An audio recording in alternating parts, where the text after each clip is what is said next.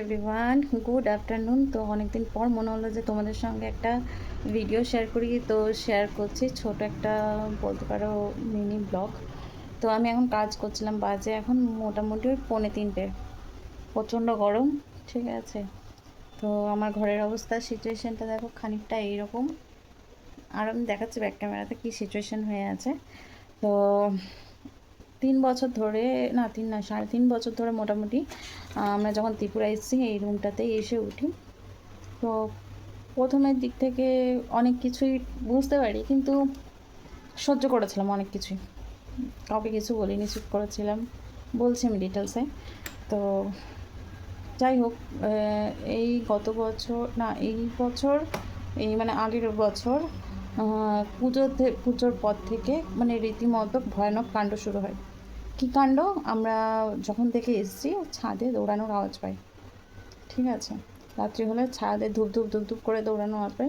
আমার হাজব্যান্ড অনেকবার গেছে ছাদে, কিচ্ছুটি দেখতে পায়নি, কিচ্ছুটি না, নাথিং। সবাই যারা আছে আমাদের মেসের কালিগরা, সব মানে হাজব্যান্ডের কালিগরা সবাই উপরে উঠে দৌড়ে দৌড়ে ওঠে আর নামে, কিচ্ছু দেখতে পায় না। তো 3 বছর ধরে বহুত এটার জ্বালাতন মানে সহ্য করেছি। দুপুরবেলা যেহেতু হাজব্যান্ড ডিউটি বেরিয়ে যায়, হাজব্যান্ডের কোনো কালিগই থাকে না দুপুরবেলা, থাকি শুধু আমি মেয়েকে নিয়ে সারাদিন ওপরটায়। আর ওপরে রয়েছে 7খানা রুম, আর নিচে রয়েছে নিচের অনার।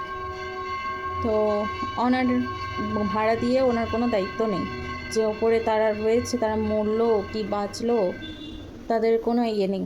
এমনও দিন গেছে অনাররা বাড়িতে নেই, তারা কোথাও ঘুরতে গেছে, হাজব্যান্ড ডিউটিতে এবং তাদের কলিগরা সবাই ডিউটিতে, আমি পুরো মেয়েকে নিয়ে পুরো বিল্ডিংটাতে একা, কেউ নেই।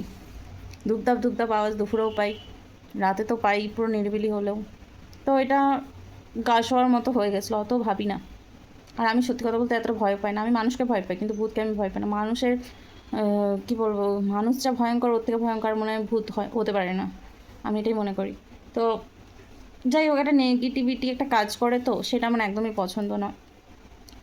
তো এই জন্য তো অনেক দিন ধরে একে বলছিলাম যে আমার হাজব্যান্ডকে যে রুমটা চেঞ্জ করা দরকার। তো সে কিছুতে রাজি হয় না। তো আমাদের কোম্পানির কিছু অফিসিয়াল কারণের জন্য আমাদের রুমটা চেঞ্জ করতে হয়।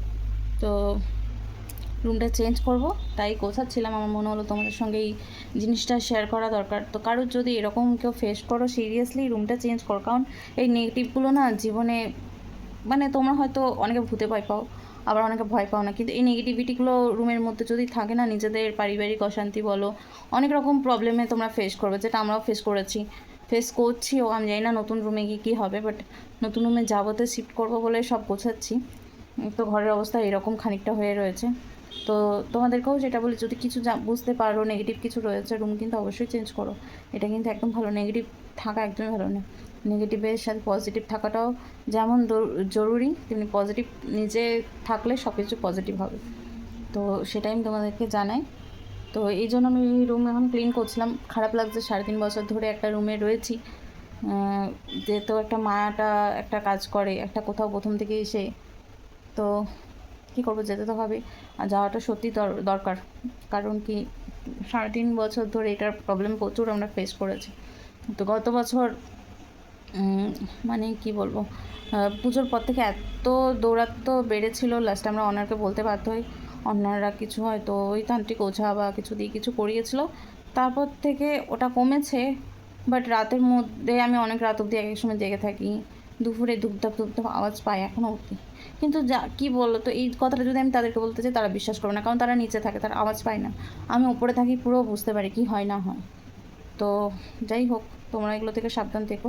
আমি রুম গোছাচ্ছিলাম, করছি। সব ঘরের অবস্থা দেখো, কি অবস্থা চারিদিকে।